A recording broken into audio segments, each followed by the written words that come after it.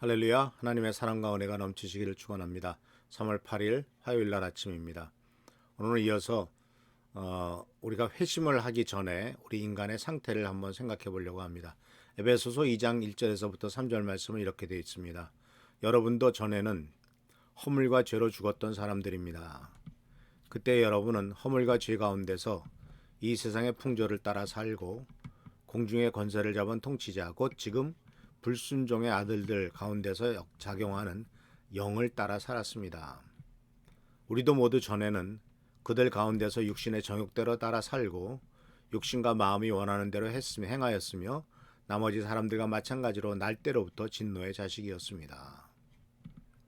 사도 바울은 에베소 성도들에게 예수 그리스도를 믿기 전에 삶이 어떤 삶이었느냐 하는 것에 대해서 아주 구체적으로 얘기를 하고 있죠. 허물과 죄로 죽었던 사람들.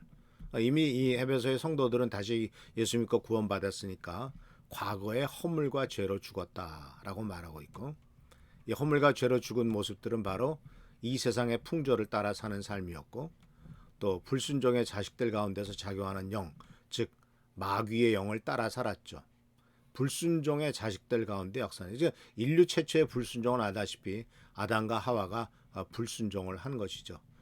동산 가운데 있는 선악을 알게 하는 나무의 실과는 따먹지 말라라고 하는 주님의 명령에 불순종하고 이 명령을 따르지 않습니다. 그래서 하와의 인류 최초의 불순종은 이제 이 불순종의 자식들로 말하고 있는 지속적으로 하나님을 대적하고 하나님에게 불순종하는 자녀들이 계속 반복되는 것을 이렇게 불순종의 자식들 가운데 작용하는 영이라고, 마귀의 자식들이 됐다라고 이렇게 표현하고 있는 것을 보게 됩니다. 그래서 그들은 육신의 정욕을 따라 살죠. 육신이 원하는 대로 하는 것. 그래서 지금 사실 사회에 보면은 이 육신과 마음의 요구를 따르려고 하는데 그것이 잘 안 되기 때문에 분노하게 되고요. 점점점 흉악한 사회와 끔찍한 사회가 되어가는 것을 보게 됩니다. 가끔 텔레비전 드라마를 보면은 어떤 재벌 얘기가 나온다거나 이런 가끔 그런 얘기들을 보면은 다 육신과 마음의 요구를 따라서 어떻게든지 상대방을 찍어 누르고 어떻게든지 상대방을 실패하게 만들어서 결국 내가 그 권리를 차지하겠다는, 그 자리를 차지하겠다는, 또 어떤 기업이면 그 운영권을 갖겠다고 하는, 그것을 하기 위해서 끊임없이 싸우는 이야기들이, 세상에서 성공하겠다기 위해서 끊임없이 싸우는 얘기들이 드라마 전체에 흐르는 것을 발견하게 됩니다. 그러면서 거기에 나오는 얘기들은 어떻게 그렇게 남을 괴롭히고 남을 실패하게 만들고 다른 사람을 끌어내는데 수단 방법을 가리지 않는지, 그런 모든 것들이 너무나 리얼하게 그려지고 있는데 어떤 때는 정말 식상할 정도로 그런 모습들을 우리는 보게 되죠. 근데 드라마라고 하는 것은 현실에 나타나는 것을 그대로 보여주는 것 아니겠습니까? 전에 스카이 캐슬인가 이런 드라마 속에서도 정말 성공하기 위해서 심지어 살인도 아주 그냥 그 자기 딸이 성공시키기 위해 자기 자식을 소위 S대학에 들어가기 위해서 그가 라이벌 되는 애들을 어떻게든지 끌어내려고 하는, 이 참 이러한 악한 세상을 우리들에게 가르치고 있는데, 문제는 뭐냐면 우리들은 그만큼 심하게 하지는 않았을지라도 아마 우리도 그런 권력과 재산과 권한이 있으면 그렇게 했을지도 모르겠죠. 어쨌든 우리들도 비슷하게 다른 방법으로서도 이 육신과 마음의 요구를 따르려고 하고 있지 않나 하는 것이 우리가 반성을 하게 됩니다. 그래서 사도 바울은 이거에 대해서 이제 그런 모습들을 로마서 3장 10절에서 18절 말씀 속에서 이렇게 표현을 합니다. 바로 인간의 상태를 말하고 있는데, 세상에는 이렇게, 성경에는 이렇게 기록되어 있습니다. 의인은 없다, 하나도, 한 사람도 없다. 의로운 사람은 없다, 한 사람도 없다. 이건 시편 14편에 나오는 말씀이고 또 시편 53편에 나오는 말씀이기도 합니다. 깨닫는 사람도 없고 하나님을 찾는 사람도 없다. 모두가 곁길로 빠져서 쓸모가 없게 되었다. 선한 일을 하는 사람은 없다, 한 사람도 없다. 좀 심한 말씀 같지만은 따지고 보면은 옳은 말씀이죠. 선한 일을 한다 할지라도 어떤 자기 목적과 자기 유익을 위해서 하는 경우가 너무나 많지 않습니까? 그들의 목구멍은 열린 무덤이다. 목구멍은 열린 무덤이래요. 그 목구멍으로 계속 사람들을 씹어먹고 끌어들인다는 얘기죠. 혀는 사람을 속이고 입술에는 독사의 독이 있다. 이건 시편 5편 9절과 시편 140편 3절에 나오는 말씀을 인용한 겁니다. 목구멍은 열린 무덤이다. 혀는 사람을 속이고 입술에는 독사의 독이 있다. 그러니까 그 입에서 나오는 정말 독사의 독과 같은 악한 말들, 남에게 상처 주는 말들, 남을 속이는 말들 얼마나 많습니까? 요새는 또 자기가 행한 것은 생각하지 않고 남을 그냥 동일하게 비난하는 일들이 얼마나 많은지 몰라요. 왜 그렇게 독한 말을 하는지, 왜 그렇게 정말 심한 말, 험한 말, 정말 세상에서 들을 수 없는 그 같은 정말 우리 하나님을 믿는 사람들 사이에서는 있을 수 없는 그런 정말 욕 같은 일들을 그렇게 하는지. 입에는 저주와 독설이 가득 찼다. 14절 말씀이죠. 입에는 저주와 독설이 가득 찼다. 축복의 말이나 남을 위로하는 말이나 또는 다른 사람에게 도움을 주고 힘을 주는 말이 아니라 저주와 욕설이 가득 찬 입. 발은 피를 흘리는 일에 빠르고 그들이 가는 길에는 파멸과 비참함이 있다. 이 파멸과 비참함은 자기가 그런 일을 당한다는 게 아니에요. 가면서 다른 사람을 파멸시키고 다른 사람을 비참하게 만든다는 겁니다. 이게 지금 사람들이 하는 일이라는 겁니다. 그들은 평화의 길을 알지 못한다. 분쟁을 만들고 싸움을 만들고 전쟁을 만들어야 먹고 사는 세상. 왜 전쟁을 할까요? 왜 군대와 방위산업 복합체들은 전쟁을 하려고 할까요? 왜냐하면 그들이 만든 무기를 팔아먹어야 되거든요. 그래야 돈을 벌 수 있거든요.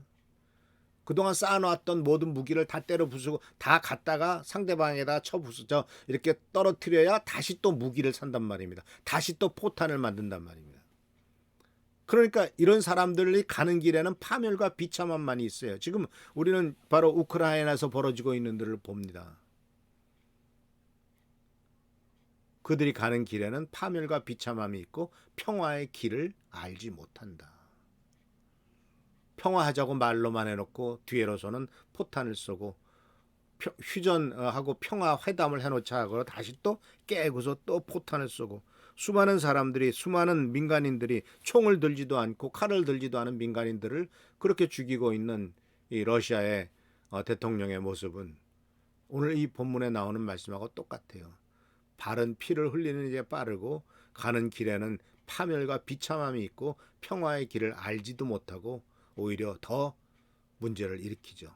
그들의 눈에는 하나님을 두려워하는 빛이 없다. 안타깝게도 성경은 이미 이 세상의 권력자들이 이 세상의 욕심을 부리는 사람들이 하는 일에 대해서 이렇게 적나라하게 표현하고 있는 것을 발견하게 됩니다. 이 말씀들은 시편과 전도서와 이사야를 인용한 것인데 죄와 사망의 권세 아래에서 그 죄와 사망의 권세 아래 있으면서도 자기가 죄와 사망의 권세를 붙잡고 남을 죽이고 남을 괴롭히고 하는 일이려고 하는 이런 사단의 대리자로서 살아가는 사람들이 너무 많더라 그런 얘기예요. 사단의 목적에 대해서 예수님께서는 뭐라고 말했습니까? 요한복음 10장에 도덕이 오는 것은 죽이고 살인질하고 못 살게 하기 위해서 온다라고 말씀하셨지 않습니까? 이게 사탄의 모습이죠. 근데 그 사단의 권세 아래 있고 사단의 도구로 쓰임받는 사람들이 너무나 많더라 하는 사실이죠. 그게 지금 우리들의 사회의 상태입니다. 아니 21세기에 그래 남의 나라를 침략해가지고 그렇게 무슨 제국주의 바로 19세기 19세기 19세기 말에서 20세기 초에 있었던 그런 일들이 21세기에 반복되리라고 누가 생각했습니까? 근데 바로 이것이 우리의 상태다라는 것이죠. 이런 상태를 깨달으면 깨달을수록 우리들은 하나님 말고는 희망이 없구나. 정말 하나님 앞에는 진짜 모두가 다 죄인이구나.